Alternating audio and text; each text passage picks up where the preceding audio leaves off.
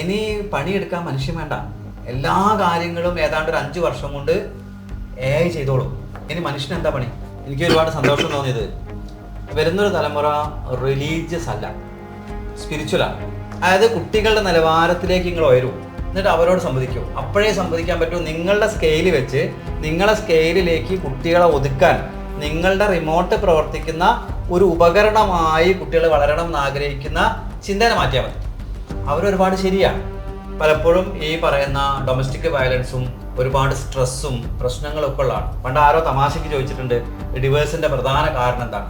അപ്പോൾ വേറെ ആരോ പറഞ്ഞു ഡിവേഴ്സിന്റെ പ്രധാന കാരണം വിവാഹം തന്നെയാണ് എന്ന് പറഞ്ഞിട്ടുണ്ട്. കാരണം വിവാഹം നടന്നാൽ ഡിവേഴ്സ് ആവാനുള്ള സാധ്യത തുല്യ സാധ്യതയാണ്. ഇത് എപ്പം വേണമെങ്കിലും ഡിവേഴ്സ് ആവാം എന്നുള്ള സാധ്യത അവിടെ നിലനിൽക്കുന്നുണ്ടെന്നാണ്. സമൂഹത്തിലെ മാതൃകയല്ല പറയുന്നത്. സമൂഹത്തിന് പലപ്പോഴും ഭയങ്കര നല്ല ഫാമിലിയാന്ന് തോന്നുന്ന പലരും അവരെ വീട്ടിൽ പോയി ചോദിച്ചാൽ അങ്ങനെയല്ല. വരുന്നൊരു തലമുറ പറയുന്ന വാല്യൂസ് ഇതല്ല. അവരുടെ വാല്യൂ എന്ന് പറയുന്ന കൺസെപ്റ്റ് വേറെയാണ്. കാരണം കുറച്ചുകൂടി ജെന്യൂനാണ് അവർ പറയുന്നത്. അപ്പം ഈ ശരി തെറ്റ് വാല്യൂ എന്നൊക്കെ പറയുന്നത് കാലഘട്ടത്തിനും കാലത്തിനും ദേശത്തിനും വ്യക്തികൾക്കും ഒക്കെ അനുസരിച്ച് മാറിക്കൊണ്ടേയിരിക്കുന്ന സാധനം. നമസ്കാരം ശ്രീനാഥ് ജി. നമസ്കാരം. നമ്മൾ കുറേ നാൾക്ക് ശേഷം വീണ്ടും കാണുകയാണ്. അന്ന് നമ്മളൊരു ഒരു വീഡിയോ ചെയ്തു. അതിനുശേഷം ചോദിച്ചു എന്താ പിന്നീട് ശ്രീനാഥ് ജിയെ വിളിക്കാത്തത്. അതുകൊണ്ടാണ് നമ്മൾ വീണ്ടും ശ്രീനാഥ് ജിയെ തേടിയെത്തിയത്. സത്യത്തിൽ ആ വീഡിയോ സമാജത്തിൽ വലിയൊരു ഇമ്പാക്റ്റ് ഉണ്ടാക്കി എന്നുള്ള, പ്രത്യേകിച്ച് പിതൃക്രിയനെ കുറിച്ചുള്ള വീഡിയോ ഒക്കെ ഒരുപാട് പേരിലേക്ക് എത്തുകയും ഒരുപാട് പേര് അതിൻ്റെ പേരിൽ ചോദിക്കുകയും കാണുകയൊക്കെ ചെയ്യുന്നുണ്ട്. നല്ലൊരു മെസ്സേജ് ആയിരുന്നു അത്. വല്ലപ്പോഴാണ് കൃത്യമായൊരു മെസ്സേജ് സമാജത്തിലേക്ക് എത്തുക. അതങ്ങ് സംഭവിക്കുന്നതാണ്, നമ്മൾ പ്ലാൻ ചെയ്ത് സംഭവിക്കുന്നതല്ല. അതുപോലെ സംഭവിച്ചൊരു ഇൻ്റർവ്യൂ ആയിരുന്നത്. എന്തായാലും ഞാനും കാത്തിരിക്കുകയായിരുന്നു കുറച്ച് ദിവസം ഒന്ന് കാണാം, സംസാരിക്കാം. ശ്രീനാഥ് ജി ഒരു വലിയ യാത്രയൊക്കെ കഴിഞ്ഞിട്ട് നാട്ടിൽ തിരിച്ചെത്തിയിരിക്കുകയാണല്ലോ. എവിടെയൊക്കെ ആയിരുന്നു? ഞാൻ പൊതുവേ ഇപ്പോൾ US കൂടുതലും ഉള്ളത്. US UAE കൂടുതൽ നമ്മുടെ വർക്ക് നടന്നുകൊണ്ടിരിക്കുന്നത്. ഇപ്പോൾ UAE ഇപ്പോൾ ഏതാണ്ട് എല്ലാ എമിറേറ്റ്സിലും ഗ്രൂപ്പുകളായിട്ട് വർക്ക് ചെയ്യുന്നുണ്ട്, ഒരു സ്പിരിച്വൽ ആക്ടിവിറ്റി എന്നുള്ള നിലയ്ക്ക്. അമേരിക്കയിൽ അവിടുത്തെ ഒരു പക്ഷേ എനിക്ക് തോന്നുന്നു എൻ്റെ കൂടുതൽ സർവീസ് ആവശ്യമുള്ളത് അമേരിക്കയിലാണെന്ന് എനിക്ക് തോന്നിയിട്ടുണ്ട്. കാരണം പ്രവാസികൾ ഇവിടുന്ന് അവിടെ പോയി താമസിക്കുന്നവർ അവർ ഇവിടുത്തെ ഒരു കൾച്ചറും കൊണ്ടാണ് അമേരിക്കയിലേക്ക് പോകുന്നത്. കാരണം ഇവിടുന്ന് 18 വയസ്സിലോ 20 വയസ്സിലോ 30 വയസ്സിലോ ഒക്കെ അമേരിക്കയിലേക്ക് പോകുന്ന ആൾക്കാരാണ്. അവരുടെ ബേസ് നമ്മുടെ നാടാണ്. അവരെ കുട്ടികൾ അവിടെ ജനിക്കുന്നവരാണ്. ആ കുട്ടികൾ അവിടുത്തെ ഒരു കൾച്ചറിലാണ് വളരുന്നത്. അവർ കാണുന്നത് കോപ്പി ചെയ്യുന്നൊക്കെ ഇംഗ്ലീഷുകാർ അല്ലെങ്കിൽ അവിടുത്തെ കൾച്ചറിനെയാണ്. അപ്പോൾ അവരെ ശരിയും പാരൻസിൻ്റെ ശരിയും തമ്മിൽ വളരെ വ്യത്യാസമുണ്ട്. ശ്രീനാഥ് ജി ആരുടെ പക്ഷത്താണ്? ഞാൻ കുട്ടികളുടെ പക്ഷത്താണ്. കാരണം നമ്മളെ ശരിയിലേക്ക് മറ്റുള്ളവരെ കൊണ്ടുവരാൻ വേണ്ടി നമ്മൾ ശ്രമിക്കുമ്പോൾ കുട്ടികൾ, മനുഷ്യൻ ഏപ്പാണ് പണ്ട് മുതലേ. അവന് ലോകത്ത് every person has to right think എന്നുള്ളതാണ്. ലോകത്ത് എല്ലാ മനുഷ്യനും ചിന്തിക്കാനുള്ള ശേഷി ഉണ്ടല്ലോ. അപ്പോൾ കുട്ടികൾ അവരുടെ സ്കെയിൽ വെച്ച് അവരുടെ ഇൻഫർമേഷൻ വെച്ച്, നമ്മളെ ബുദ്ധി എന്ന് പറയുന്ന ഒരു സാധനമുണ്ട്, നമ്മളെ യുക്തി, അങ്ങനെ ഒരു സാധനമില്ല ശരിക്കും. എനിക്ക് കിട്ടിയ ഇൻഫർമേഷൻ അനുസരിച്ച് ഞാൻ ഉണ്ടാക്കുന്ന ഒരു സാധനമാണ് എൻ്റെ യുക്തി. അതുകൊണ്ട് എൻ്റെ യുക്തിയും നിങ്ങളുടെ യുക്തിയും രണ്ടും വ്യത്യാസമുണ്ട്. നമ്മൾ കളക്ട് ചെയ്ത നോളജിൻ്റെ ലിമിറ്റേഷൻ നമ്മുടെ യുക്തിക്കുണ്ട്. യുക്തിക്ക് ലിമിറ്റേഷൻ ഉണ്ട്. അതുകൊണ്ട് വിദേശത്ത് വളരുന്ന ഒരു കുട്ടിയെ സംബന്ധിച്ച് നമ്മളെ നാട്ടിലുള്ള മൂല്യസങ്കല്പങ്ങൾ, ഒരു ഭാര്യ ഒരു ഭർത്താവ് എന്നൊക്കെയുള്ള സങ്കല്പം, ഒരു കുട്ടി ഉണ്ടാവുക, ഒരു കുടുംബം എന്നുള്ള സങ്കല്പമൊക്കെ ഒരു പക്ഷേ അമേരിക്കയിൽ അങ്ങനെയല്ല ഉള്ളത്. അവർ ഒരു കല്യാണം കഴിച്ചിട്ട് കുറച്ചു കാലം ജീവിക്കും. ആ ജീവിതത്തിൽ അവർക്ക് മുന്നോട്ട് പോകില്ല. ആർക്കെങ്കിലും ഒരാൾക്ക് ബുദ്ധിമുട്ട് തോന്നിയാൽ അവർ പിരിയും. പക്ഷെ അത് നമ്മളെ നാട്ടിലെ ഡിവേഴ്സിൻ്റെ മാറ്റം. നമ്മളെ നാട്ടിലെ ഡിവേഴ്സ് എന്ന് പറഞ്ഞാൽ അങ്ങോട്ടും ഇങ്ങോട്ടും ചളിവാരി എറിയലും അതിൻ്റെ ഇടയിൽ ആൾക്കാർ പങ്കെടുക്കലും എന്തൊക്കെ കോലാഹലമാണ്. അവിടെ അവർ ഒരു ടേബിളിൽ അപ്പുറം ഇരുന്ന് ഒരു കാപ്പി കുടിച്ചുകൊണ്ട് സംസാരിച്ചിട്ടെന്നാൽ ശരി നമുക്ക് പിരിയാം എന്ന് പറഞ്ഞ് പിരിയുകയും അതേ സൗഹൃദം പിന്നെ നിലനിർത്തുകയും ചെയ്യുന്നുണ്ട്. പിന്നെ ഫംഗ്ഷൻ അങ്ങോട്ടും ഇങ്ങോട്ടും പോകുന്നുണ്ട്. അതിൽ കുട്ടികൾ ഉണ്ടായിട്ടുണ്ടെങ്കിൽ അവരെ ഫംഗ്ഷന് പോകുന്നുണ്ട്. അങ്ങനെ അവരതാ വരുന്നൊരു തലമുറ അതാ കണ്ട് വളരുന്നത്. അപ്പോൾ അവരെ സംബന്ധിച്ച് അവരുടെ ലൈഫൊക്കെ അങ്ങനെയാണ്. അത് പക്ഷേ നമ്മുടെ അവിടുത്തെ പാരൻസിന് അത്രത്തോളം ദഹിക്കില്ല. അപ്പോൾ അവിടുത്തെ പാരൻസും കുട്ടികളും തമ്മിൽ വലിയ ഒരു ഫൈറ്റ് നടന്നുകൊണ്ടിരിക്കുകയാണ്. അപ്പോൾ ആ ഒരു സ്ഥലത്തേക്കാണ് ഞാൻ പോകുന്നത്. ഞാനവിടെ പോകുന്നത് ആ കുട്ടികളോട് കമ്മ്യൂണിക്കേറ്റ് ചെയ്യാനാണ്. അപ്പോൾ അവരെ കേട്ട സമയത്ത് അവരുടെ ചിന്തകൾ വളരെ നല്ലതാണ്, വളരെ ഓപ്പൺ ആയിട്ടുള്ള ചിന്തയാണ്. ഞാൻ പറയുന്നത് വരുന്നൊരു തലമുറ ഏറ്റവും നല്ല തലമുറയാണ് വരുന്നത്. നമ്മൾക്ക് ഒരുപാട് മുഖമൂടികൾ ഉണ്ടായിരുന്നു. നമുക്ക് തോന്നിയത് പലതും പറഞ്ഞിട്ടില്ല. നമ്മൾ കുരുത്തക്കേടിൻ്റെ കിട്ടുന്നുള്ള പേരിൽ, ഇത് പറഞ്ഞാൽ ആൾക്കാരിനെ കുറിച്ച് എന്ത് ചിന്തിക്കുന്നുള്ള പേരിൽ നമ്മൾ പലതും പറഞ്ഞിട്ടില്ല. പക്ഷെ കുട്ടികൾ അവർക്ക് തോന്നുന്ന കാര്യങ്ങൾ ഓപ്പണായിട്ട് പറയുന്നുണ്ട്. അവർ നമ്മളോട് ചോദിക്കുന്നുണ്ട്, ഡേറ്റിംഗ് ചെയ്താൽ എന്താണ് പ്രശ്നം, ഈ കുടുംബ സാധനമൊക്കെ എവിടുന്ന് വന്നതാണ്, സെക്സ് മനുഷ്യൻ്റെ ഒരു ഫിസിക്കൽ നീഡല്ലേ. അവരെ ഓപ്പണായിട്ട്, ഞാൻ പെൺകുട്ടികളുടെ ഒരു കാനഡയിൽ പെൺകുട്ടികൾക്ക് വേണ്ടി മാത്രം ഞാനൊരു ക്ലാസ് എടുത്ത സമയത്ത് ഒക്കെ 8ാം ക്ലാസ്സിലും 9ലും 10ലും പഠിക്കുന്ന കുട്ടികൾക്ക് വേണ്ടി മാത്രമുള്ള ക്ലാസ്സിൽ അവരെന്നോട് ഓപ്പണായിട്ട് ചോദിച്ച കുറേ ചോദ്യങ്ങളുണ്ട്. എനിക്ക് ഒരുപാട് അഭിമാനം തോന്നി. കാരണം എൻ്റെ പ്രായത്തിൽ ഞാൻ ചോദിക്കാൻ ഭയന്നിരുന്ന ചോദ്യങ്ങളാണ് അവർ ഓപ്പണായിട്ട് ചോദിച്ചത്. അവർ ഓപ്പണായിട്ട് ചോദിക്കുന്നതുകൊണ്ട് അതിന് ഉത്തരവുണ്ട്. നമ്മൾ പലതും ഓപ്പണായിട്ട് ചോദിച്ചിട്ടില്ല. അപ്പം അതിനെ അഡ്രസ്സ് ചെയ്യാൻ ബുദ്ധിമുട്ടുള്ളതുകൊണ്ട് പാരൻസ് ബുദ്ധിമുട്ടുണ്ട്. ഇത് അമേരിക്കയിലെ മാത്രം കാര്യമില്ല, same happened in India. Shrinathji ഇപ്പം ഈ പറഞ്ഞത് വളരെ ഷോക്കിംഗ് ആയിരിക്കും ശ്രീനാഥ്ജിയെ ഫോളോ ചെയ്യുന്ന പലർക്കും. കാരണം എല്ലാവരും ശ്രീനാഥ്ജിയെ റിലേറ്റ് ചെയ്യുന്നത് ഒരു പാരമ്പര്യവാദിയായിട്ട്, അല്ലെങ്കിൽ എന്താണോ നടക്കുന്നത് അതുപോലെ നടക്കണം, സ്റ്റാറ്റസ് കോ മെയിൻറ്റെയിൻ ചെയ്യാനായിട്ട് വാദിക്കുന്ന ഒരാളായിട്ടായിരിക്കാം ബാഹ്യ ചിഹ്നങ്ങൾ കണ്ടതുകൊണ്ട് അനുമാനിക്കാൻ സാധ്യത. ഇത് ആകെ അപകടം പിടിച്ചൊരു സ്പേസിലേക്കാണ് നമ്മുടെ ഈ ഡിസ്കഷൻ ഇപ്പോൾ പോയിട്ടുള്ളത്. അപ്പം പാരൻസും മക്കളും തമ്മിലുള്ള കോൺഫ്ലിക്റ്റിൽ പഴയ മൂല്യങ്ങൾ അല്ലെങ്കിൽ അതിലും ഉദാത്തമായ മൂല്യങ്ങൾ കൊണ്ട് റീപ്ലേസ് ചെയ്യുന്നുണ്ട് കുട്ടികൾ. അതുകൊണ്ട് ഫാമിലിയിൽ നിന്ന് നമ്മളിപ്പോൾ വളരെ ഉറപ്പിച്ച് പറയുന്ന ഒരു സിസ്റ്റം പോലും ഉപേക്ഷിക്കാൻ അവരുടെ മൂല്യങ്ങൾ കൊണ്ട് അവർ തീരുമാനിക്കുകയാണെങ്കിൽ അങ്ങനെ ആയിക്കോട്ടെ എന്നാണോ? അത് ഏറ്റവും ചർച്ച ചെയ്യപ്പെടേണ്ട ഒരു വിഷയമാണ്. ഇന്ന് ആ വിഷയത്തിലേക്ക് വന്നുകൊണ്ട് എനിക്ക് വലിയ സന്തോഷം. ആ വിഷയത്തിലേക്ക് വന്നുകൊണ്ട് ഫാമിലി എന്നുള്ള ഒരു പ്രസ്ഥാനം വരുന്നൊരു തലമുറ കല്യാണം കഴിക്കാൻ ഇഷ്ടപ്പെടുന്നില്ല. അതെ, വരുന്ന ഒരു 70% പെൺകുട്ടികളും ഞങ്ങൾക്ക് കല്യാണം വേണ്ട എന്നാണ് പറയുന്നത്. തിരുവനന്തപുരത്തുള്ള വളരെ വലിയൊരു ഫാമിലിയിൽ പെൺകുട്ടിയും ആൺകുട്ടിയും വലിയ റിച്ചാണ്. അവർ രണ്ടുപേരും കല്യാണം കഴിക്കുന്നില്ല എന്ന് തീരുമാനിച്ചു. ആ വീട്ടുകാർ വളരെ ഫോഴ്സായിരുന്നു. ആ രണ്ട് കുട്ടികളെയും കൗൺസിലിങ്ങിന് കൊണ്ടുവന്നു. ഞാൻ അവരോട് സംസാരിച്ചു. അവർ പറഞ്ഞു, ഇനി ഞങ്ങൾക്ക് കല്യാണം വേണ്ട. ഞാൻ പറഞ്ഞു, അവരുടെ ജീവിതത്തിൽ തീരുമാനം എടുക്കാനൊക്കെ സ്വാതന്ത്ര്യമുണ്ട്. നമ്മളല്ല സ്വാതന്ത്ര്യം എടുക്കണ്ടേ? ഓരോരുത്തർക്കും അവരുടെ ജീവിതം തീരുമാനിക്കേണ്ട സ്വാതന്ത്ര്യമല്ലേ? ഇതുപോലെ എല്ലാ സ്ഥലത്തും ഉണ്ട്. അവിടെ അവർ ചോദിച്ചൊരു ചോദ്യം ഉണ്ട് എന്നോട്. അവർ ചോദിച്ചത്, എൻ്റെ അച്ഛനും അമ്മയും കല്യാണം കഴിച്ച് ജീവിക്കുന്നവരാണ്. ഞാൻ കുട്ടിക്കാലം മുതൽ കാണുന്നത് എൻ്റെ വീട്ടിൽ അടിയില്ലാത്തൊരു ദിവസം ഞാൻ കണ്ടിട്ടില്ല. ദിവസവും വീട്ടിൽ പ്രശ്നങ്ങളാണ്. ഇങ്ങനെയാണ് ഒരു ഫാമിലി എന്നുണ്ടെങ്കിൽ എൻ്റെ ലൈഫ് ഇതുപോലെ നശിപ്പിക്കാൻ ഞാൻ തയ്യാറല്ല. എൻ്റെ ചുറ്റിലും ഞാൻ ഫാമിലിനെ നോക്കുന്ന സമയത്ത് എല്ലാ ഫാമിലിയിലും പ്രശ്നങ്ങളാണ്, മാതൃകകളില്ല. നമ്മുടെ സമാജത്തിലേക്ക് അങ്ങോട്ട് നോക്കുമോ നല്ലൊരു ഫാമിലി എന്ന് പറയാനുള്ള മാതൃകയല്ല. നമുക്ക് പിന്നെ എന്താണ് കുട്ടികളോട് കല്യാണം കഴിക്കണം എന്ന് പറയാൻ അവകാശം എന്താ? അല്ലെങ്കിൽ നമ്മൾ മാതൃകകളാവണം. രണ്ടുപേര് ജീവിക്കുന്ന കണ്ടിട്ട്, കല്യാണം കഴിച്ച് സന്തോഷമായിട്ട് ജീവിക്കുന്ന കണ്ടിട്ട് കൊതിയാവണം. അത് ഇതുപോലെ എനിക്ക് കല്യാണം കഴിച്ച് ജീവിക്കണം എന്നുള്ളത്. അങ്ങനെ മാതൃകകൾ ഇവിടെ. അപ്പം അത് എന്തുകൊണ്ടാണ് എന്ന് ചർച്ച ചെയ്യേണ്ടതുണ്ട്. ഒന്നൂക്കിൽ നമ്മൾ ഈ ഒരു ഉൾക്കൊള്ളൽ, കാരണം വിവാഹത്തിൽ ഒരു വലിയ അതിനെ സ്വീകരിക്കുന്ന ഒരു പാതമുണ്ട്. ഒരു റിലേഷൻഷിപ്പിന് കൊടുക്കേണ്ട ഒരു വാല്യൂ അല്ല, ഒരു ബന്ധമുണ്ട്. അത് കൃത്യമായി നടക്കുന്നുണ്ടോ എന്ന് എനിക്കറിയില്ല. പലപ്പോഴും കുട്ടികളുണ്ടായി പോയതിൻ്റെ പേരിലും കല്യാണം കഴിച്ചു പോയതിൻ്റെ പേരിലൊക്കെ ജീവിതം അഡ്ജസ്റ്റ് ചെയ്ത് പോകുന്ന ആൾക്കാരാണ് വലിയൊരു ശതമാനം. അല്ലാണ്ട് ജീവിതം എൻജോയ് ചെയ്യുന്ന, അതിൻ്റെ പൂർണ്ണതയിൽ കൊണ്ടുപോകുന്ന ആൾക്കാരല്ല. അങ്ങനെ ആൾക്കാരുണ്ട്. പക്ഷെ അവർ ഈ പ്രശ്നങ്ങളെക്കാൾ ഉപരിയായിട്ട് അതിനെ അണ്ടർസ്റ്റാൻഡ് ചെയ്യാൻ പഠിച്ച ആൾക്കാരാണ്. പ്രശ്നങ്ങൾ ഫോക്കസ് ചെയ്യാതെ എവിടേക്കാണോ യോജിക്കുന്നത് ആ മേഖലയിൽ യോജിച്ച് പോകുന്ന ആൾക്കാരാണ്. പലപ്പോഴും ഇന്ന് ഫാമിലി ജീവിക്കുന്നത് കുട്ടികളുണ്ടായി പോയതിൻ്റെ പേരിലും അവർക്കൊരു അച്ഛനും അമ്മയും വേണമെന്നുള്ളതിൻ്റെ പേരിലും അവരെ ഭാവിനെ കുറിച്ചുള്ള കാര്യത്തിലൊക്കെയാണ്. പലപ്പോഴും അല്ലാണ്ട് തന്നെ ആലോചിച്ച് നോക്കുന്നത്, ഇപ്പോൾ ഭാര്യ ഏതോ ഒരു സ്ഥലത്താണ്, ഭർത്താവ് വേറെ എവിടെ ജോലിയാണ്, കുട്ടികൾ വീട്ടിലാണ്. അവിടെ ഒരു ഫാമിലി എന്നുള്ള വിഷയം വരുന്നില്ല. ഒരു ഗ്യാരണ്ടി ചെയ്യുന്ന ഒരാൾ, അല്ലെങ്കിൽ ഒരു രക്ഷാകർത്താവ്, ഒരു ഗ്യാരണ്ടർ എന്നുള്ള സാധനമല്ലേ നടക്കുന്നുള്ളൂ. അപ്പം തലമുറയ്ക്ക് ഇന്ന് മാതൃകകളില്ല. അവർ ചോദിക്കുന്നത് എന്തിനാണ് ഒരു ഭർത്താവ്, അല്ലെങ്കിൽ എന്തിനാണ് കുട്ടികൾ ചോദിക്കുന്നത്.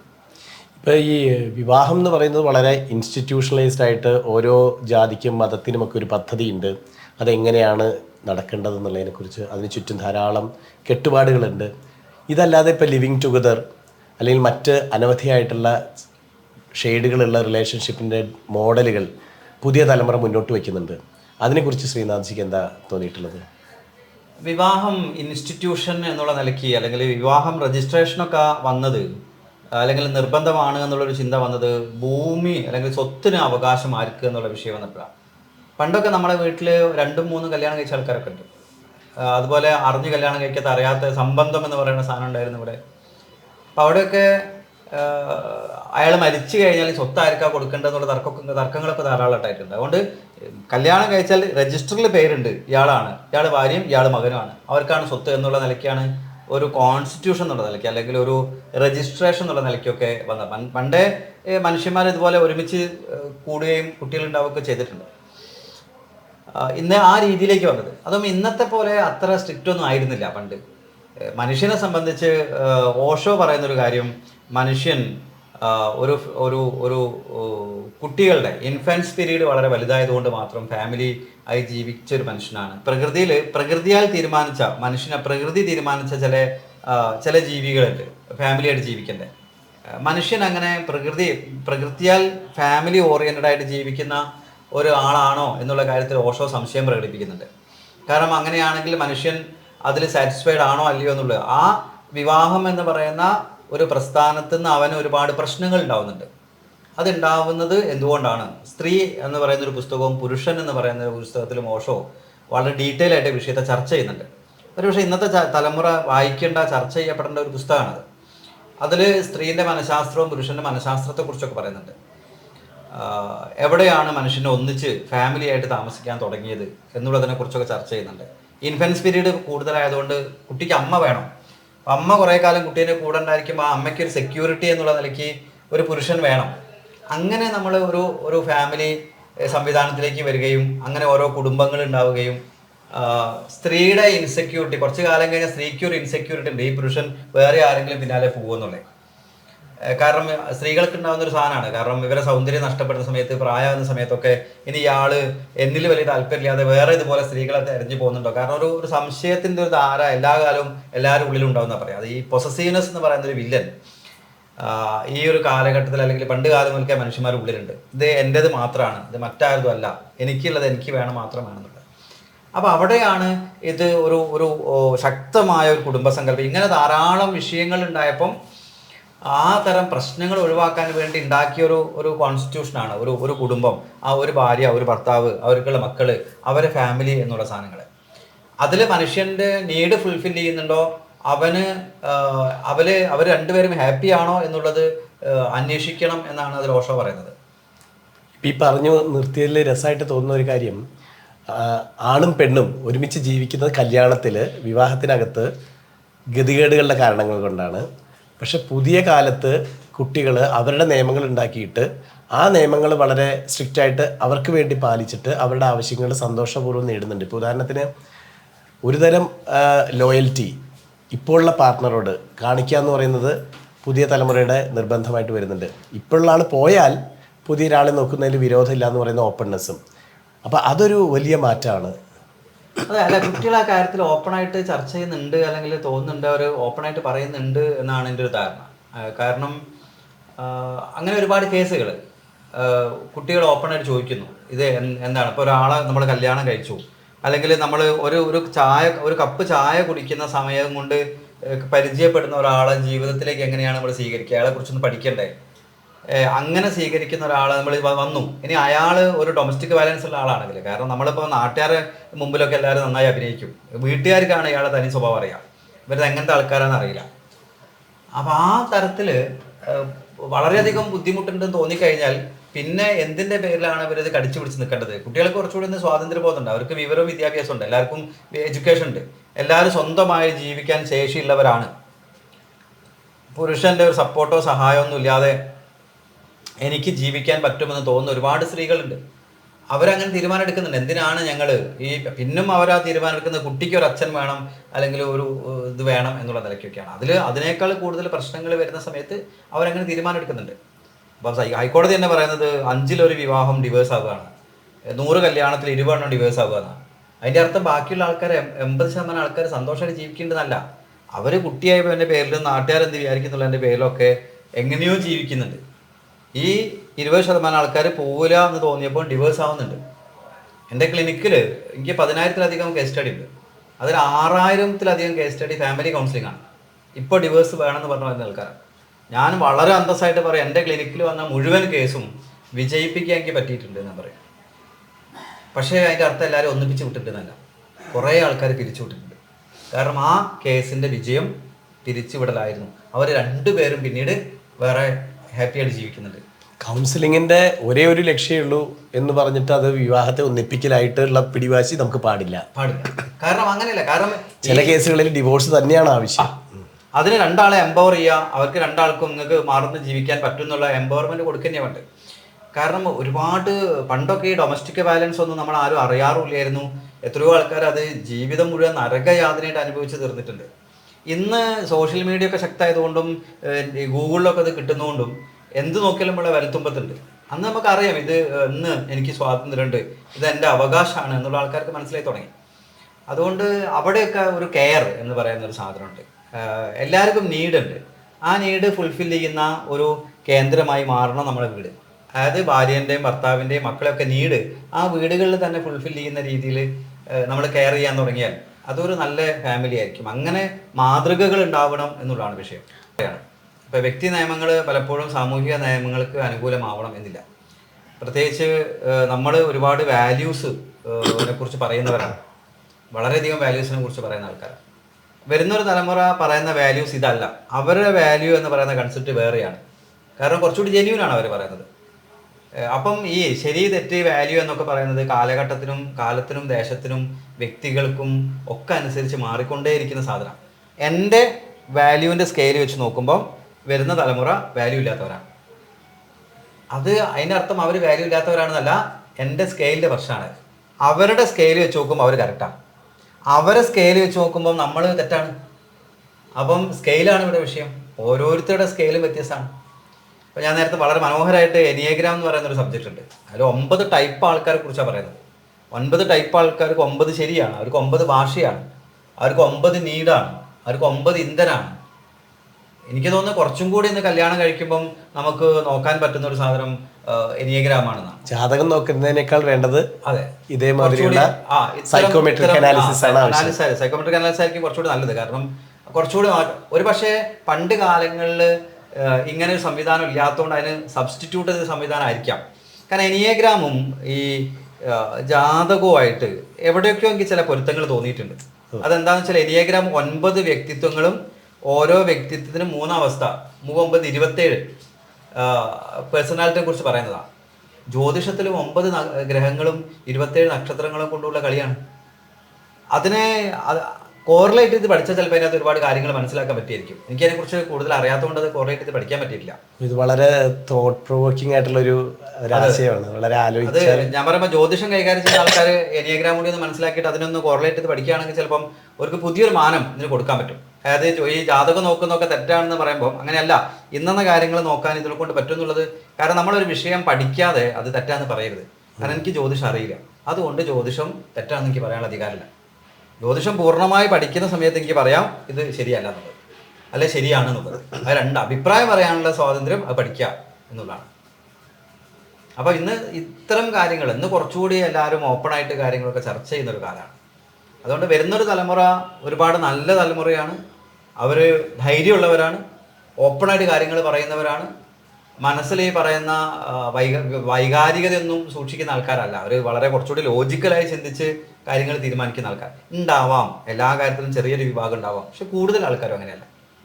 ഈ സിംഗിൾ മദർ എന്നുള്ള സങ്കല്പം, പിന്നെ പ്രസവിക്കേ വേണ്ട എന്ന് തീരുമാനിക്കുന്ന ദമ്പതികൾ, ഇതൊക്കെ ഒരു ട്രെൻഡായിട്ട് വരുന്നുണ്ട്. ഇത് പ്രകൃതി ജനസംഖ്യ നിയന്ത്രിക്കാൻ അതിൻ്റെ സ്പീഷീസിൽ ചെലുത്തുന്ന ഒരു വലിയ ഇടപെടൽ പോലെ വരുന്നുണ്ടോ? അല്ല, പ്രകൃതിക്ക് അങ്ങനെ ഒരു അജണ്ട ഉണ്ടെങ്കിൽ നിസ്സാരാണ്. കാരണം ദിനോസേഴ്സ് വളരെയധികം കൂടിയ സമയത്ത് ഒരു 24 മണിക്കൂർ കൊണ്ട് മൂപ്പര് പ്രകൃതിനെ ഇല്ലാതാക്കിയിട്ടുണ്ട്. അപ്പോൾ മനുഷ്യനെ ഇതൊക്കെ തീർക്കാൻ പ്രകൃതിക്ക് ഇതുപോലെ ഈ സ്ത്രീകളെ മനസ്സിലേക്ക് കല്യാണം കഴിക്കേണ്ട എന്നുള്ള ആശയം കൊടുത്ത് അവർ പിന്നെ പാരൻസുമായിട്ട് ഫൈറ്റ് ചെയ്തിട്ട് അതിന്റെ ആവശ്യമൊന്നുമില്ല. ഒരു സുപ്രഭാതത്തിൽ പ്രകൃതിക്ക് അങ്ങനെ ഒരു അജണ്ട നടക്കും. കാരണം കൊറോണ ഒക്കെ നമ്മൾ കണ്ട പ്രകൃതി ഇതുപോലെ ഓരോ കാലത്തും ഒരു സ്ക്രീനിങ് നടത്തുന്നുണ്ട്. അപ്പം അത് നടക്കും. അത് മാത്രമല്ല, ഈ ലോകം മുന്നോട്ട് പോകുന്ന സമയത്ത് ഇതുപോലെ ഒരുപാട് കാഴ്ചപ്പാടുകളും ചിന്തകളും ഒക്കെ വരും. ചിലപ്പം ഫ്രീഡം ചിന്തകൾ വരും. അതിങ്ങനെ മാറിക്കൊണ്ടേയിരിക്കും. ചിലപ്പോൾ ഒരു 25 കൊല്ലം കഴിഞ്ഞാൽ തിരിച്ചായിരിക്കും ധാരാളം കുട്ടികൾ ഉണ്ടാവുക എന്നുള്ളതായിരിക്കും ഒരു പാഷനായി വരുന്നത്. അപ്പോൾ എല്ലാവരും ധാരാളം കുട്ടികൾ ഉണ്ടാക്കാൻ മതി. ഇത് എന്തോ ഒരു കാൽക്കുലേഷനാണ്, അല്ലെങ്കിൽ എന്തോ ഒരു സംതിങ് ആണ്. അത് നമുക്ക് അറിയില്ല എന്തുകൊണ്ടാണെന്നുള്ളത്, എല്ലാം നമുക്ക് അറിയില്ലല്ലോ. അങ്ങനെ ഒരു ആയിരിക്കാം, നമുക്ക് എന്തുകൊണ്ടാണെന്ന് അറിയില്ല. അങ്ങനെ ശ്രീനാഥ് ഇതിനു മുമ്പുള്ള സംഭാഷണത്തിൽ പറഞ്ഞൊരു കാര്യം, നമുക്കൊക്കെ ആചാരങ്ങൾ കൈമാറി കിട്ടിയതുകൊണ്ടാണ് നമ്മൾ ചില കാര്യങ്ങൾ അനുഷ്ഠിച്ചത്. പുതിയ തലമുറ ഋഷി ചോദിച്ച പോലത്തെ ചോദ്യങ്ങൾ, ഹൂ ആം ഐ, എന്താണ് എൻ്റെ ജീവിതത്തിൻ്റെ ലക്ഷ്യം, ഇങ്ങനെയുള്ള ചോദ്യങ്ങൾ അവരുടെ ഭാഷയിൽ വളരെ സ്പഷ്ടമായിട്ട് ചോദിക്കുകയും അവരുടേതായിട്ടുള്ള രീതിയിൽ എൻ്റെ അന്വേഷണം നടത്തുന്നുണ്ട്. അത് ചിലത് ഡ്രഗ്സിലൊക്കെ പോയി എത്തുന്നുണ്ടാവാം. എന്നാൽ പോലും ഒരു സീരിയസ് ആയിട്ടുള്ള ഒരു അന്വേഷണത്തിൻ്റെ ഒരു മൂവ്മെൻറ്റ് യുവാക്കളുടെ ഇടയിൽ നിന്ന് വരുന്നുണ്ട് ഈ ചോദ്യങ്ങളുമായിട്ട്. അതിന് ആ ഋഷി ചോദിച്ച അതേ ചോദ്യത്തിൻ്റെ തീവ്രതയില്ലേ? തീർച്ചയായിട്ടും. എനിക്ക് ഒരുപാട് സന്തോഷം തോന്നിയത്, വരുന്നൊരു തലമുറ റിലീജിയസ് അല്ല, സ്പിരിച്വലാണ്. ഓഷോ പറയുന്നൊരു സാധനമുണ്ട്, spirituality is the last luxury. അതായത് എല്ലാ ലക്ഷറിയും കഴിഞ്ഞാൽ ഉണ്ടാകുന്ന അവസ്ഥയാണ് സ്പിരിച്വാലിറ്റി എന്നുള്ളത്. കാരണം അവനെ സംബന്ധിച്ച് അവന് ഭൗതികമായ എല്ലാം അനുഭവിച്ചു കഴിഞ്ഞു. ഇനി അവന് ഇതൊക്കെ എത്രയേ ഉള്ളൂ എന്ന് മനസ്സിലായി. ഇനി അവന് ചിന്തിക്കാനുള്ളത് ആത്മാന്വേഷണത്തെ കുറിച്ചാണ്. അത് മാത്രമല്ല, ലോകം AI-ൻ്റെ കാലഘട്ടമാണ്. ഇനി പണിയെടുക്കാൻ മനുഷ്യൻ വേണ്ട, എല്ലാ കാര്യങ്ങളും ഏതാണ്ട് ഒരു 5 വർഷം കൊണ്ട് AI ചെയ്തോളും. ഇനി മനുഷ്യന് എന്താ പണി? മനുഷ്യനുള്ള പണി ഒന്ന് ആത്മാന്വേഷണമാണ്, അത് AI-ക്ക് സഹായിക്കാൻ പറ്റില്ല. 2 കൃപയാണ്. അതായത് ഒരാൾക്ക് വിഷമം ഉണ്ടാകുന്ന ഒരാളെ ചേർത്ത് പിടിക്കാൻ AI-ക്ക് പറ്റുമെന്ന് എനിക്ക് തോന്നില്ല. അത് മനുഷ്യൻ്റെ ഹൃദയം കൊണ്ടേ പറ്റും. അപ്പോൾ അതുകൊണ്ട് മനുഷ്യൻ കുറച്ചുകൂടി നന്നാവാൻ, അല്ലെങ്കിൽ കുറച്ചും കൂടി നന്മയിലേക്കൊക്കെ വരാനുള്ളൊരു കാലഘട്ടം തന്നെയാണ് വരുന്നത്. കാരണം ഈ തരത്തിലുള്ള കാര്യങ്ങളൊക്കെ, ബുദ്ധിപരമായ കാര്യങ്ങളൊക്കെ ഏതാണ്ട് അടുത്തൊരു ഒരു വേറൊരു യുഗം. സത്യത്തിൽ നമ്മുടെയൊക്കെ ഒരു ഭാഗ്യം. എനിക്ക് തോന്നുന്നു നമ്മൾ ഫോണില്ലാത്ത കാലത്ത് നമ്മളുണ്ട് അല്ലേ. ഈ ലാൻഡ് ഫോണൊക്കെ വരുന്ന കാലഘട്ടത്തിൽ നമ്മളുണ്ട്. നമ്മളൊരു എനിക്ക് തോന്നുന്നു 10ാം ക്ലാസ്സിലൊക്കെ പഠിക്കുമ്പോൾ അന്ന് കറക്റ്റ് ഞാനൊക്കെ സ്കൂളിൽ പഠിക്കുമ്പോൾ ഫോണാണ് നമ്മുടെ ഫോൺ. അയൽവക്കത്തെ ഫോൺ, പഞ്ചായത്തിലേക്ക് ഒരു നമ്പറാ, ഒരു നമ്പറൊക്കെ അവിടെ പോയി ഇങ്ങനെ വരയ്ക്കണം. അത് കഴിഞ്ഞ് നമ്മള് ആ കാലഘട്ടം കഴിഞ്ഞ് മൊബൈൽ ഫോണിലേക്കൊക്കെ വന്നു. നമ്മള് ലാപ്ടോപ്പിലേക്കും മൊബൈലിലേക്കും ഫേസ്ബുക്കിലേക്കും യൂട്യൂബിലേക്കും ഇൻഫർമേഷൻ ടെക്നോളജിയിലേക്ക് നമ്മൾ വന്നു. ഇനിയിപ്പോൾ നമ്മളിതാ 3ാമത്തെ അടുത്ത ലോകത്തേക്ക് പോകുന്നു. ഇതൊക്കെ കാണാൻ നമുക്ക് പറ്റി. 3 യുഗത്തിൽ ജീവിച്ചിരുന്ന ആൾക്കാരാണ് നമ്മള്. പക്ഷേ വരുന്ന ഒരു തലമുറ കഴിഞ്ഞ 2 തലമുറയിൽ ജീവിച്ചല്ല, അവർ AI യുഗത്തിൽ ഉണ്ടാവുന്നവരാണ്. അവരെ സിസ്റ്റം അങ്ങനെയാണ് ക്രിയേറ്റ് ചെയ്യുന്നത്. അവരെ ചിന്തകളും അവരെ പ്രവൃത്തിയും അവരെ റിസീവ് ചെയ്യാനുള്ള കഴിവൊക്കെ വേറെയാണ്. കാലഘട്ടത്തിനാണ് കുട്ടികൾ, നമ്മളതൊന്നുമല്ല. അപ്ഡേറ്റ് ചെയ്ത സോഫ്റ്റ്വെയർ ആണ് ജനിച്ചുകൊണ്ടിരിക്കുന്നത്, വന്നുകൊണ്ടിരിക്കുന്നത്. അപ്പോഴുമൊക്കെ ഈ നിരന്തരമായിട്ട് ഈ സനാതനമായിട്ടുള്ള ചോദ്യങ്ങളുണ്ടല്ലോ, ഈ ഹൂ ആം ഐ എന്നുള്ള ചോദ്യം, അത് എപ്പോഴും വരുന്നുണ്ട് എന്നുള്ളൊരു അത്ഭുതമായിട്ട് അല്ലേ? അതെ, മനുഷ്യൻ എന്താ വെച്ചാൽ മറ്റ് വെറീസ് ഒക്കെ പോയി, അവൻ കുറച്ചുകൂടി സമയമുണ്ട്, കുറച്ചുകൂടി അവൻ ചിന്തിക്കാനായി. പിന്നെ അതുമല്ല, അന്ന് ചോദ്യത്തിന് ഉത്തരമുണ്ട്, അവൻ അന്വേഷിക്കാനുള്ള സാധ്യതകളുണ്ട്. പണ്ട് അങ്ങനെ സാധ്യതയല്ല. പണ്ട് ഞാൻ പറഞ്ഞല്ലോ, റിലീജിയസ്, പണ്ടൊക്കെ ആൾക്കാർക്ക് ഈ കുട്ടികളെ പണ്ട് ക്ലിനിക്ക് കൊണ്ടുവരിക, ചില കുട്ടികളെ കൊണ്ടുവരും, സാറേ ഇവന് തീരെ ഈശ്വര വിശ്വാസമല്ല, ഇവൻ എങ്ങനെയെങ്കിലും ഒരു ഈശ്വര വിശ്വാസം ഉണ്ടാക്കിയെടുക്കണം. അങ്ങനെ നമ്മൾ ആ കുട്ടിയോട് സംസാരിച്ച് നമ്മളിതിൻ്റെ ഫിലോസഫി ഒക്കെ പറഞ്ഞു കൊടുത്ത് അങ്ങനെ ഒരു മെഡിറ്റേഷനൊക്കെ പഠിപ്പിച്ച് 2 മാസം കഴിഞ്ഞാൽ ഈ അമ്മ വീണ്ടും കുട്ടീനെ കൊണ്ടുവരും, സാറേ ഇതൊന്ന് കുറച്ച് തരുമെന്ന് വെച്ചിട്ട്. കാരണം എന്താ, ഞങ്ങൾക്കാകെ ഒരു മോനേ ഉള്ളൂ, ഇവനെല്ലാം ഒരു സന്യാസി ആയിപ്പോയാൽ ഞങ്ങൾ എന്ത് ചെയ്യും, അവൻ എങ്ങനെയെങ്കിലും 2 പെഗ് അടുപ്പിച്ചിട്ട് ഒരു നോർമലാക്കി തരുന്ന. അതായത് ഇവർ ഈ ഒരു മീഡിയത്തിലേക്ക് കിട്ടാൻ പാടുള്ളൂ, വല്ലാണ്ട് താഴേക്കും പോരുത് മുകളിലേക്കും പോരുത്. ഇങ്ങനെ മീഡിയത്തിൽ വേണമെന്ന് ആഗ്രഹിക്കുന്ന പാരൻസാണ്. കുട്ടികൾ അങ്ങനെയല്ല, അവര് പഠിക്കാൻ തുടങ്ങിയാൽ അതിൻ്റെ ഏറ്റവും സന്തോഷം എന്താണെന്ന് വെച്ചാൽ നമ്മളുടെ സ്പിരിച്വൽ ക്ലാസ്സുകൾ, ഫിലോസഫി ക്ലാസ്സിലൊക്കെ യൂത്താണ് വരുന്നത്. അതായത് നമ്മളിപ്പോൾ സൗന്ദര്യലഹരി, ലളിതാ സഹസ്രനാമം ഈ തുടങ്ങിയ ക്ലാസ്സുകളൊക്കെ വെക്കുന്ന സമയത്ത് അതിൽ വരുന്നതൊക്കെ കുഞ്ഞി മക്കളാണ്, നല്ല കുട്ടികളാണ്, +2 പഠിക്കുന്ന, ഡിഗ്രിക്ക് പഠിക്കുന്ന, PhD ചെയ്ത അങ്ങനത്തെ ആൾക്കാരാണ് വരുന്നത്. വളരെ ഗവേഷണ ബുദ്ധിയിലാണ് വരുന്നത്. അവർക്ക് ഈ പ്രപഞ്ചം ഉണ്ടാവുന്നതിന് മുമ്പ് എന്തായിരുന്നു, ഈ പ്രപഞ്ചം എങ്ങനെയാണ് മാനിഫെസ്റ്റ് ചെയ്തത് എന്നുള്ള പുതിയ, അല്ലെങ്കിൽ ആൽബർട്ട് ഐൻസ്റ്റീൻ്റെ തിയറിയും ലളിതാശാസ്ത്രം എന്ന് പറയുന്ന തിയറിയും തമ്മിൽ ഇപ്പോൾ കഴിഞ്ഞ ദിവസം ഒരാൾ അറ്റ്ലാന്റയിലുള്ള ഒരു ദേവിദാസ് അയാൾ പ്രസന്റ് ചെയ്ത പേപ്പർ, അതായത് ആൽബർട്ട് ഐൻസ്റ്റീൻ്റെ പ്രപഞ്ച തിയറിയും ലളിതാശാസ്ത്രാമത്തിലെ പ്രപഞ്ചാവിഷ്കാരവും, മനോരൂപേക്ഷു കോതണ്ട പഞ്ചതന്മാത്ര സഹായക എന്ന് പറയുന്ന രാഗസ്വരൂപ പാഷാഢ്യ ക്രോധാകാരാങ്കുശോജ്വല എന്ന് പറയുന്ന വരി, അത് പ്രപഞ്ചം ഉണ്ടാവുന്നതാണ്. എങ്ങനെയാണ് പഞ്ചതന്മാത്രകൾ ഉണ്ടായത്, എനർജി എങ്ങനെയാണ് മാറ്റർ ആയത്, ആ എനർജി എവിടെ നിന്നാണ് ഉണ്ടായത്? ആ രീതിയിൽ നമ്മളെ ഋഷിമാര് പറഞ്ഞു വെച്ച, അല്ലെങ്കിൽ ഋഷി ഒരേ സമയത്ത് ഗവേഷകനും സാഹിത്യകാരനും ഒക്കെ ആയിരുന്നു. അവൻ കണ്ടെത്തിയ കാര്യങ്ങൾ ഇങ്ങനെയാണ് എഴുതി വെച്ചത്. അതിൽ നിന്ന് ഋഷിക്ക് അറിയാം എല്ലാ കാലവും മനുഷ്യന്മാരിത് പാടി പാടി പാടി കൈമാറി പോയാൽ ഏതോ ഒരു കാലം ഇത് ഒരു ഫിലോസഫി ഉള്ളവൻ്റെ കയ്യിൽ കിട്ടും. അവൻ ഇതിൽ നിന്ന് ഫിലോസഫിയെ വേർതിരിച്ചെടുക്കും. അതുകൊണ്ട് ഋഷി ഫിലോസഫിയെ കഥകൾ ഒളിപ്പിച്ചു വെച്ചു. കഥകൾ കൈമാറ്റം ചെയ്യപ്പെടും, റിച്വൽസ് കൈമാറ്റം ചെയ്യപ്പെടും, എപ്പോഴോ തത്വം തിരിച്ചറിയപ്പെടും. ഏതെങ്കിലും ഒരാൾക്ക് അത് കിട്ടുമ്പം ഒരു പക്ഷേ വരുന്നൊരു തലമുറയ്ക്ക് ഇതിൽ നിന്ന് ഫിലോസഫി വേർതിരിച്ചെടുക്കാൻ വേണ്ടിയായിരിക്കാം നമ്മൾ വരെയുള്ളവർ ഇതിനെ കാത്തു സൂക്ഷിച്ചത്. അത് അവർക്ക് കൊടുക്കുമ്പോൾ നമ്മൾ കൈമാറ്റക്കാർ മാത്രമായി, നമ്മൾ കൈമാറ്റക്കാരായിരുന്നു. ഒരു പക്ഷേ നമുക്ക് ഭാഗ്യം ഉണ്ടെങ്കിൽ അവർ നമുക്ക് പറഞ്ഞുതരും ഇത് ഋഷി ഇന്ന സാധനമാണ് ഇതിൽ പറഞ്ഞിട്ടുള്ളത്, ഈ സാധനത്തെ ഡീകോഡ് ചെയ്താൽ നമുക്ക് ഇന്ന കാര്യങ്ങൾ കിട്ടും. ആ രീതിയിൽ നമുക്കൊരു ഭാഗ്യം, നമുക്ക് വാഹകരായി അവരിലേക്ക് അത് എത്തിക്കാൻ പറ്റിയല്ലോ. ഇതൊരു വലിയ കാര്യമില്ലേ? അതുകൊണ്ട് ഋഷി വളരെ ബുദ്ധിമാനായിട്ട് എല്ലാ അറിവിനെയും കഥകളായിട്ടും ഒക്കെ സൂക്ഷിച്ചിട്ടുണ്ട്. അതിൽ പരസ്യമായിട്ട് രഹസ്യത്തെ സൂക്ഷിക്കുന്ന സ്വഭാവം ഭാരതത്തിലുണ്ട്. അപ്പം അത് ഡീകോഡ് ചെയ്തെടുക്കാം. ശ്രീനാഥ്ജിയെ പരിപാടിക്ക് വിളിക്കുന്നതും പരിപാടികൾ നടത്താൻ ശ്രമിക്കുന്നതും പാരൻസ് ആണ്. പക്ഷെ അവരെ തള്ളിപ്പറഞ്ഞ് ഞാൻ ഒരിക്കലും പാരൻസിനെ തള്ളി പറയാറില്ല. കാരണം എന്താ വെച്ചാൽ ഞാൻ പാരൻസിനോട് പറയുന്നത്, നിങ്ങൾ കുട്ടികളോട് സംവദിക്കണമെങ്കിൽ കുട്ടികളോളം വലുതാവണം. അതായത് കുട്ടികളുടെ നിലവാരത്തിലേക്ക് നിങ്ങൾ ഉയരൂ, എന്നിട്ട് അവരോട് സംവദിക്കൂ. അപ്പോഴേ സംവദിക്കാൻ പറ്റൂ. നിങ്ങളുടെ സ്കെയിൽ വെച്ച് നിങ്ങളെ സ്കെയിലിലേക്ക് കുട്ടികളെ ഒതുക്കാൻ നിങ്ങളുടെ റിമോട്ട് പ്രവർത്തിക്കുന്ന ഒരു ഉപകരണമായി കുട്ടികൾ വളരണം എന്ന് ആഗ്രഹിക്കുന്ന ചിന്തനെ മാറ്റിയാൽ മതി. അവരൊരുപാട് ശരിയാണ്. കാരണം നമ്മളെ പാരൻസ് നമ്മളുമായിട്ട് ഇതുപോലെ പല വിഷയങ്ങളുണ്ടായിട്ടുണ്ട്, ഇതേപോലെ വിഷയങ്ങളുണ്ടാവും. അപ്പം അവരെ കേൾക്കാൻ തയ്യാർ, അവരുമായിട്ട് നല്ല സൗഹൃദം സ്ഥാപിക്കുക. കാരണം കുട്ടികളെ സംബന്ധിച്ച് അവർ പറയുന്നത് അച്ഛനും അമ്മയും ഞങ്ങളെ മനസ്സിലാക്കുന്നില്ല എന്നുള്ളതാണ്. കാരണം അച്ഛനും അമ്മയും അച്ഛൻ്റെ അമ്മേൻ്റെ ശരിയിലേക്ക് കൊണ്ടുവരാൻ കുട്ടികളെ നിർബന്ധിക്കുകയാണ്. എല്ലാവർക്കും ശരിയുണ്ട്, എന്നാൽ കുട്ടികൾ നിർബന്ധിക്കുന്നില്ലല്ലോ അവരെ ശരിയിലേക്ക് നമ്മൾ പോകണം എന്നുള്ളത്. അപ്പോൾ ആരാ കുറച്ചുകൂടി നല്ലത്? അവരോട് കമ്മ്യൂണിക്കേറ്റ് ചെയ്യുമ്പോൾ, അവരൊരു സുഹൃത്തായിട്ട് കാണുമ്പം, എല്ലാ കാര്യങ്ങളും ഓപ്പണായിട്ട് ചർച്ച ചെയ്യാൻ തുടങ്ങുമ്പോൾ, അവർ നമ്മുടെ കൂട്ടുകാരാകുന്ന സമയത്ത്, ആ ഒരു വേവ് ലെങ്ത് ക്രിയേറ്റ് ചെയ്യുന്ന സമയത്ത് നമ്മൾ യൂത്താവും, നമ്മൾ കുട്ടികളാവും. ഞാനിന്ന് ലോകം മുഴുവൻ ഏറ്റവും കൂടുതൽ കുട്ടികളായിട്ട് സംവദിക്കുന്ന ഒരാളാണ്. അപ്പോൾ അവരുടെ വൈബ് എനിക്കറിയാം. അതുകൊണ്ട് കൃത്യമായിട്ട് അവരുമായിട്ട് റാപ്പ് ഉണ്ടാക്കുകയും അവരൊന്ന് ചെറുതായിട്ടൊന്ന് ചാനലൈസ് ചെയ്താൽ മതി. നിങ്ങളീ പറയുന്ന മയക്കുമരുന്ന് ഉപയോഗിക്കുന്ന എന്നൊക്കെ പറയുന്നത്, ഞാൻ ആ വാക്ക് ഉപയോഗിക്കാൻ ഉദ്ദേശിക്കുന്നില്ല ശരിക്കും. ഞാനത് അത്തരം കാര്യങ്ങളൊക്കെ പൂർണ്ണമായിട്ട് ഉപേക്ഷിച്ചതാണ്. പക്ഷെ അത് മനസ്സിലാവാൻ വേണ്ടി പറയാം. അതൊരു 0.5% ആൾക്കാരേ ഉള്ളൂ. ബാക്കി 99.5% ആൾക്കാർ പോസിറ്റീവായിട്ട് ചിന്തിക്കുന്ന ആൾക്കാരാണ്. ഈ 0.5% ആൾക്കാരുണ്ടല്ലോ, അവർക്ക് കൃത്യമായ ഗൈഡ് ലൈൻസ് കിട്ടാത്തതുകൊണ്ടാണ്.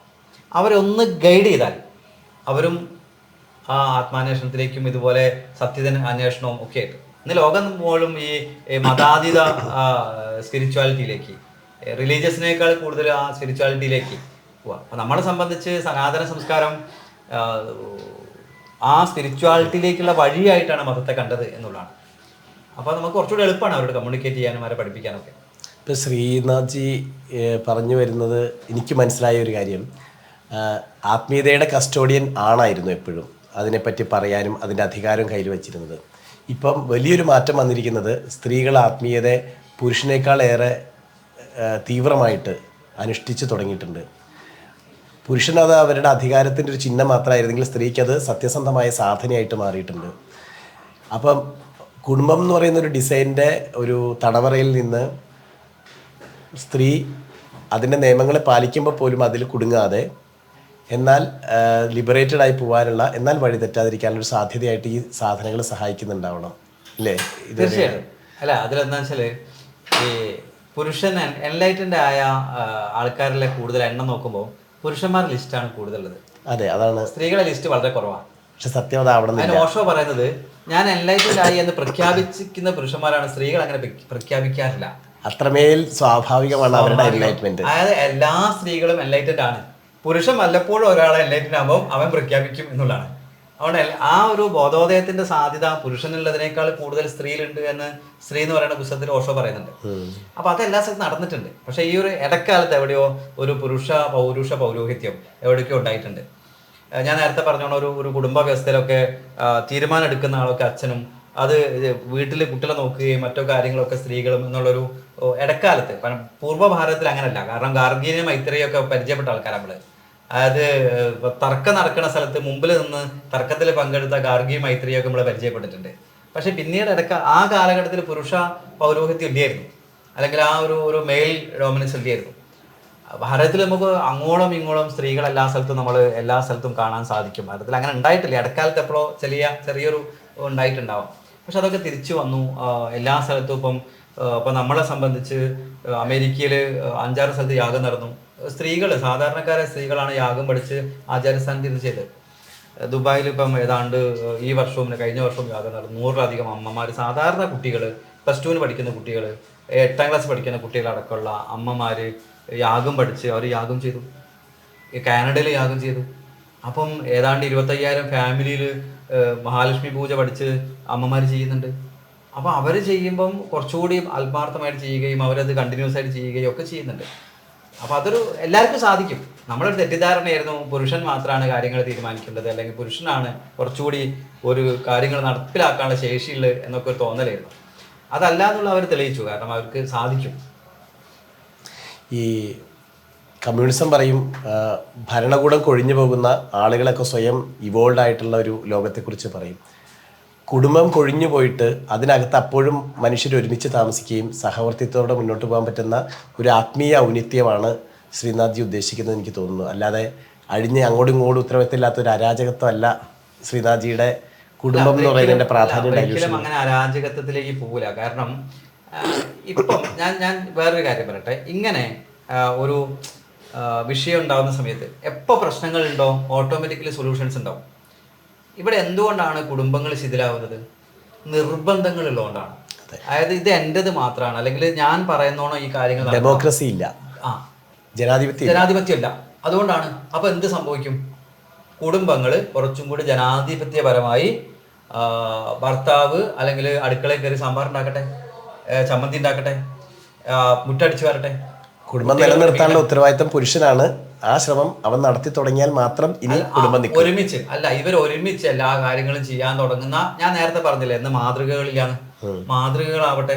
ഇവർ രണ്ടുപേരും ഒരേ തുല്യ പ്രാധാന്യം കുടുംബത്തിലുണ്ടായി അവര് സന്തോഷിക്കുകയും സ്നേഹിക്കുകയും ഒരുമിച്ച് കുട്ടികളെ വളർത്തുകയും ഒരു ആനന്ദമുള്ള കുറേ ഫാമിലികൾ ഉണ്ടാകുമ്പോൾ വരുന്നൊരു തലമുറ തീർച്ചയായിട്ടും അതുപോലെ ഒരു ഫാമിലിക്ക് വേണ്ടി കൊതിക്കും.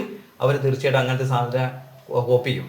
മാതൃകകളില്ല എന്നുള്ളതാണ് ഇവിടുത്തെ വിഷയം. അതായത് പുരുഷന് മാത്രം അധികാരമുള്ള, പുരുഷൻ തീരുമാനിക്കുന്ന സാഹചര്യത്തിൽ നിന്ന് കുടുംബം ജനാധിപത്യവൽക്കരിക്കപ്പെട്ടില്ലെങ്കിൽ കുടുംബങ്ങളില്ലാണ്ടാവും. അങ്ങനത്തെ കുടുംബങ്ങളില്ലാതാവും ഞാൻ പറഞ്ഞില്ല. ഇന്ന് കാണുന്ന കുടുംബങ്ങൾ പലപ്പോഴും ഈ പറയുന്ന ഡൊമസ്റ്റിക് വയലൻസും ഒരുപാട് സ്ട്രെസ്സും പ്രശ്നങ്ങളൊക്കെ ഉള്ളതാണ്. പണ്ട് ആരോ തമാശയ്ക്ക് ചോദിച്ചിട്ടുണ്ട് ഡിവേഴ്സിന്റെ പ്രധാന കാരണം എന്താണ്. അപ്പോൾ വേറെ ആരോ പറഞ്ഞു ഡിവേഴ്സിന്റെ പ്രധാന കാരണം വിവാഹം തന്നെയാണ് എന്ന് പറഞ്ഞിട്ടുണ്ട്. കാരണം വിവാഹം നടന്നാൽ ഡിവേഴ്സ് ആവാനുള്ള സാധ്യത തുല്യ സാധ്യതയാണ്. ഇത് എപ്പം വേണമെങ്കിലും ഡിവേഴ്സ് ആവാം എന്നുള്ള സാധ്യത അവിടെ നിലനിൽക്കുന്നുണ്ടെന്നാണ്. അവിടെ ഈ പറയുന്ന കണ്ടീഷൻസ് ഒരുപാട്. എന്നോട് ചോദിക്കാതെ ചെയ്യരുത്, വരുമാനത്തിന്റെ കാര്യത്തിൽ, എല്ലാ കാര്യത്തിലും ഞാൻ പറയുന്ന അനുസരിക്കണം. നമ്മളെ ശരിയിലേക്ക് മറ്റുള്ളവരെ കൊണ്ടുവരാൻ വേണ്ടി ശ്രമിക്കുമ്പോൾ വിട്ടുകൊടുത്തേ പറ്റൂ. അത് ഒരു നല്ല ഫാമിലി അല്ല. ഇത്തരത്തിലുള്ള ഫാമിലികൾ തകരും. എന്നാൽ ഏറ്റവും നല്ല ആ ഒരു ഫാമിലിയുടെ ഒരുമിച്ച് ജീവിക്കുമ്പോൾ സന്തോഷം ഉണ്ടാകുന്ന ഫാമിലികൾ അത് തീർച്ചയായിട്ടും ക്രിയേറ്റ് ചെയ്യപ്പെടും.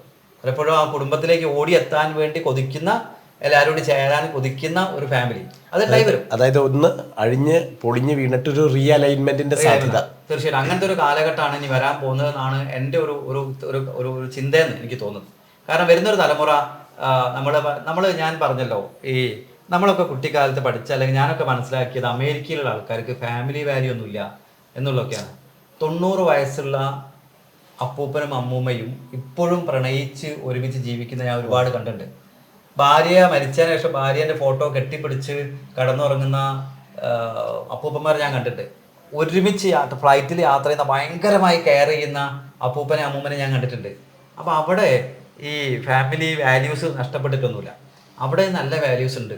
പക്ഷെ എവിടെയോ ഒരു ഒന്നിച്ച് പോകില്ല എന്ന് തോന്നിയാൽ പിന്നെ അവർ കൂടുതൽ അഡ്ജസ്റ്റ് ചെയ്യാൻ നിൽക്കില്ല. അവർ സെപ്പറേറ്റഡ് ആവുന്നുണ്ട്. അങ്ങനെ ഒരുപാട് സെപ്പറേറ്റഡ് ആവുന്നുണ്ട്. പക്ഷെ ഒരുമിച്ച് ജീവിക്കുന്ന, വളരെയധികം റെസ്പെക്ട് ചെയ്യുന്ന, അങ്ങേയറ്റം റെസ്പെക്റ്റോട് കൂടി അങ്ങോട്ടും ഇങ്ങോട്ടും റെസ്പെക്ട് ചെയ്യുന്ന ഒരുപാട് ഫാമിലികൾ അവിടെ ഉണ്ട്. അതേപോലെ നമ്മുടെ നാട്ടിലും ഇതുപോലെ റെസ്പെക്ട് ചെയ്യുന്ന ഫാമിലികൾ ഒരുപാടുണ്ട്. അവരൊക്കെ നിലനിൽക്കുന്നുണ്ട്. അവർ മാതൃകകളാണ്. പക്ഷെ മാതൃകകൾ കുറഞ്ഞു. സമൂഹത്തിലെ മാതൃകയല്ല പറയുന്നത്. സമൂഹത്തിന് പലപ്പോഴും ഭയങ്കര നല്ല ഫാമിലിയാന്ന് തോന്നുന്ന പലരും അവരെ വീട്ടിൽ പോയി ചോദിച്ചാൽ അങ്ങനെയല്ല. ഒരു സുഹൃത്ത്, ഞങ്ങളെല്ലാവരും വളരെ അസൂയോടുകൂടി കണ്ടിരുന്ന ഒരു ഫാമിലി കഴിഞ്ഞ ദിവസം ആ കുട്ടി ഡൊമസ്റ്റിക് വയലൻസിന് കേസ് കൊടുത്തു. പോലീസ് വന്ന് ഭർത്താവിനെ അറസ്റ്റ് ചെയ്തിട്ടുണ്ടായി. മാതൃകാ ദമ്പതികളായിരുന്നു. കാരണം അവരെ വീട്ടിൽ നിരന്തരം പ്രശ്നങ്ങളായിരുന്നു. കാരണം ഇപ്പോഴാണ് ലോകം മുഴുവൻ അറിയുന്നത്. ഇതുപോലെ വലിയ ശതമാനം ഫാമിലിയിലും നമ്മൾ പുറത്തുനിന്ന് കാണുമ്പോൾ ഭയങ്കര ഹാപ്പി ആണെന്ന് തോന്നുന്ന പല ഫാമിലികളും നമ്മളൊക്കെ പ്രശ്നം എന്താ അറിയുമോ രാജീവേട്ടാ? നമ്മളെ ഉള്ളിൽ നമ്മൾ എന്താണ് ആരും അറിയരുത്. സമാജം എന്നെക്കുറിച്ച് എൻ്റെ വിഷമങ്ങളോ എൻ്റെ പരാതികളൊന്നും അറിയരുത്. എൻ്റെ മുഖംമൂടി മാത്രം ആൾക്കാർ കണ്ടാൽ മതി. തുറന്ന് ചർച്ച ചെയ്യുന്നില്ല നമ്മൾ. എൻ്റെ വീട്ടിൽ ഇങ്ങനെയാണെന്ന് പറയാൻ നമ്മൾ താല്പര്യപ്പെടുന്നില്ല. എന്നെ നന്നാക്കി കാണിക്കണം, എൻ്റെ ഫാമിലിയെ നന്നാക്കി കാണിക്കണം. അതിനുവേണ്ടി അങ്ങനത്തെ ഫോറംസും ഇല്ലല്ലോ. വേറൊരു കാര്യം കാണുന്നത് ശ്രീനാഥ്ജി, നമുക്ക് മാറണം എന്നുണ്ട്, മാറാൻ പറ്റാതെ ഇരിക്കുന്ന നമുക്ക് എങ്ങനെ ഗൈഡ് ചെയ്യാൻ ഇവിടെ ഒരു സംവിധാനങ്ങളില്ല. എല്ലാ സംവിധാനങ്ങളും പരാജയപ്പെട്ടു. മതമായാലും ജാതി ആയാലും ആർക്കും നമ്മളെ വഴി നടത്താനുള്ളൊരു പദ്ധതിയില്ല. ഞാൻ ഈ കോണ്ടെക്സ്റ്റിലാണ് ശ്രീനാഥ്ജിയുടെ പുനർജനി എന്ന് പറയുന്ന ഒരു പ്രോഗ്രാമിനെ കുറിച്ചിട്ട് നമ്മൾ സംസാരിച്ചത്. 4 ദിവസത്തെ പ്രോഗ്രാമിനിടയ്ക്കൊരു ബ്രെയിൻ റീവയറിങ്ങും എല്ലാത്തിനെയും അഴിച്ചു പണിത് ഒരു പുതിയ മനുഷ്യനായിട്ട് പുറത്ത് പോകാനുള്ളൊരു സാധ്യതയും. എനിക്ക് തോന്നുന്നു അത്തരം വർക്ക്ഷോപ്പുകളുടെ എണ്ണം കൂടുക എന്ന് പറയുന്നത്. തീർച്ചയായിട്ടും ഇവിടെ ജീവിതം പഠിപ്പിക്കാനുള്ള യൂണിവേഴ്സിറ്റികളില്ല. നിങ്ങൾക്ക് ജീവിക്കാനുള്ള അറിവ്, ജീവനെ കുറിച്ചുള്ള അറിവ്, ജീവിതത്തെ കുറിച്ചുള്ള അറിവ് ഞാൻ എപ്പോഴും പറയാറുണ്ട്. ഇവിടെ ജീവിക്കാനുള്ള അറിവ് അക്കാഡമിക്കലി മാത്രമേ നമ്മൾ പഠിപ്പിക്കുന്നുള്ളൂ. ജീവിതത്തെ നമ്മൾ പഠിപ്പിക്കുന്നില്ല, ജീവനെ പഠിപ്പിക്കുന്നില്ല. എങ്ങനെയാണ് കമ്മ്യൂണിക്കേറ്റ് ചെയ്യേണ്ടത്, ഭാര്യയും ഭർത്താവും എങ്ങനെയാണ് ഹാപ്പിയായിട്ട് ജീവിക്കേണ്ടത്, കുട്ടികളെ എങ്ങനെയാണ് വളർത്തേണ്ടത്. ഇന്ന് ഓവർ പാരന്റിങ് എന്ന് പറയുന്നൊരു സാധനമുണ്ട്. അതായത് കുട്ടികളെ ലാളിച്ച് വഷളാക്കുക. ആകെ 1-2 കുട്ടിയുണ്ടാവും. അതിൻ്റെ മുകളിൽ നമ്മളെ സകല പ്രതീക്ഷയായിട്ട് ഓവറായിട്ട് പ്രൊട്ടക്ട് ചെയ്ത് കുട്ടീൻ്റെ കഴിവുകൾ പലപ്പോഴും അവർക്കൊരു പിന്നീട് ഒരു ക്രൈസിസ് വരുമ്പോൾ അതിനെ നേരിടാൻ പറ്റുന്നില്ല. ഒരു ഓവർ പാരന്റിങ്ങിൻ്റെ കാലമാണോ എന്ന് എനിക്ക് തോന്നിയിട്ടുണ്ട്. കാരണം പണ്ടൊക്കെ 5-10 മക്കളൊക്കെ ഉണ്ടാകുമ്പോൾ കുറേയൊക്കെ ശ്രദ്ധിക്കും, കുറേയൊക്കെ ശ്രദ്ധിക്കില്ല. അവർ കുട്ടിക്കാലത്ത് തന്നെ ക്രൈസിസ് മാനേജ്മെന്റ് പഠിച്ചിരുന്നു. ഇന്ന് കുട്ടിക്ക് ഒരു ക്രൈസിസും കൊടുക്കുന്നില്ല. കുട്ടിക്ക് വേണ്ടി ഫൈറ്റ് ചെയ്യുന്നത് അച്ഛനും അമ്മയൊക്കെയാണ്. അവന് ആ ഫൈറ്റ് ചെയ്യാനുള്ള സാധനം വരുന്നില്ല. ചെറിയ പ്രശ്നങ്ങൾ വരുമ്പോൾ കുട്ടികൾ ആത്മഹത്യനെ കുറിച്ച് ആലോചിക്കുന്നു. കാരണം ആ പ്രതിസന്ധി തരണം ചെയ്യാനുള്ള സ്കില്ല് കുട്ടികൾക്ക് വളരുന്നില്ല. അപ്പം അങ്ങനെ ഇതിനൊക്കെ ഉള്ള ക്ലാസ്സുകൾ ഉണ്ടോയെന്ന് ചോദിച്ചാൽ കിട്ടുന്നില്ല. അപ്പം മാത്രമല്ല മിക്കവാറും നമുക്കിതൊക്കെ ക്ലാസ്സുകളാണ്. അത് കേൾക്കുന്നത് ബുദ്ധിയുടെ തലത്തിലാണ്, ഹൃദയത്തിലാണ്. പക്ഷെ അഴിച്ചുപണി എന്ന് പറയുന്നത് കേട്ടിട്ടും മാറാൻ പറ്റാത്തവരാണ് എല്ലാവരും. എല്ലാവർക്കും എല്ലാ കാര്യങ്ങളും തിയററ്റിക്കലി അറിയാം, ഇങ്ങനെയല്ല വേണ്ടതെന്ന്. പക്ഷെ അത് ഞാൻ എങ്ങനെയാണ് നടപ്പിലാക്കേണ്ടതെന്ന് പറഞ്ഞു തരാനുള്ള ഒരു കളരിയില്ല. അപ്പൊ അത്തരം ഒരു കളരിയായിട്ടാണ് കാര്യങ്ങളാണ് എല്ലാ സ്ഥലത്തും വേണ്ടത്. കാരണം ഈ പ്രോഗ്രാം എങ്ങനെയായിരിക്കും, ഈ 4 ദിവസത്തെ പ്രോഗ്രാമിന്റെ ഒരു സ്വഭാവം എന്താണ്? 4 ദിവസം നമ്മൾ ഇതുപോലെ തന്നെ മനുഷ്യന്റെ ഒന്ന് അടിസ്ഥാന സ്ക്രിപ്റ്റ് നമ്മളെ തലയിലെഴുത്ത് പറയും. തലയിലെഴുത്ത് വായിക്കാൻ പഠിക്കാൻ മാറ്റിയതാ എന്നുള്ളതാണ് ഒന്നാമത്തെ സബ്ജക്ട്. ഒന്നുകൂടി പറയൂ. തലയിലെഴുത്ത് വായിക്കാൻ പഠിക്കാൻ മാറ്റിയതാ. വായിക്കാൻ പഠിക്കാൻ മാറ്റി എഴുതാം. അതായത് ഞാൻ എന്തുകൊണ്ട് ഇങ്ങനെയായി, ഞാൻ ആരാണ്, ഞാൻ എന്തുകൊണ്ട് ഇങ്ങനെയായി എന്നുള്ള ചിന്തകളാണ്. അത് എനിക്ക് കുട്ടിക്കാലം മുതൽ എനിക്ക് കിട്ടിയ കൺസെപ്റ്റുകൾ, നോളജ് വെച്ചിട്ടാണ് ഞാനൊരു സ്കെയിൽ ഉണ്ടാക്കിയത്. ആ സ്കെയിലാണ് ഞാൻ ജീവിക്കുന്നത്. ഈ സ്കെയിൽ അല്ലാതെയും വേറെ കുറേ സ്കെയിലുണ്ട്. 2ാമത്തെ ദിവസം പൂർണ്ണമായിട്ട് നമ്മൾ എനിയഗ്രാം, ദ ഡേ ഓഫ് എൻലൈറ്റ്മെൻറ്റ്, ലോകത്ത് 9 തരം ആൾക്കാരുണ്ട്, 9 ശരികളുണ്ട് എന്നുള്ള വിഷയമാണ്. അന്ന് മനോഹരമായിട്ട് നമ്മളെ ഒരു തെറാപ്പി പോലെ നമ്മളുടെ ജീവിതത്തിൽ കുട്ടിക്കാലം മുതൽ ഒരു ഏജ് റിഗ്രഷൻ പോലെ ഒരു പ്രോസസ്സ്. അതായത് നമ്മളെ ഒരു ഇന്നർ ചൈൽഡ് ഹീലിംഗ് എന്നാണ് പറയുക. സൈക്കോളജിയിലെ വളരെ വലിയൊരു ഹീലിംഗ് ആണ്. കുട്ടിക്കാലത്തൊക്കെ നമുക്ക് കിട്ടിയ ഒരുപാട് ബ്ലോക്കുകളുണ്ട്. ട്രാൻസാക്ഷൻ അനാലിസിസ് പറയുന്നത് കുട്ടിക്കാലത്ത് കിട്ടിയ നെഗറ്റീവ് സ്ട്രോക്കുകൾ ആണ് നമ്മുടെ ഉള്ളിൽ ഒരുപാട് ഇപ്പോഴും ബ്ലോക്കായി നിൽക്കുന്നത്. സൈക്കോസോമാറ്റിക് ഡിസീസിനൊക്കെ കാരണം അതാണ്. അതിനെ കംപ്ലീറ്റ് എടുത്ത് കളയുന്ന എല്ലാ തരത്തിലുള്ള നെഗറ്റീവിനെടുത്ത് കളയുന്നൊരു പ്രോസസ്സാണ്. 3ാമത്തെ ദിവസം പുനർജന്മം തന്നെയാണ്. വീണ്ടും എൻ്റെ ലൈഫ് ഞാൻ ക്രിയേറ്റ് ചെയ്യും. ഇനി എത്ര കാലം ഭൂമിയിലുണ്ടെന്ന് അറിയില്ല. അത് ഏറ്റവും മനോഹരമായിട്ട് ഒരു സ്ട്രെസ്സും ഇല്ലാതെ ആനന്ദത്തോടു കൂടി എങ്ങനെ ജീവിക്കാം എന്നുള്ളത് അവരെ പഠിപ്പിക്കാം. അങ്ങനെ അതിൻ്റെ മെഡിറ്റേഷനും അതിൻ്റെ ക്ലാസ്സുകളും പ്രോസസ്സും മുഴുവൻ നോളജ് വെറുതെ പ്രഭാഷണമല്ല, അതിൽ മുഴുവൻ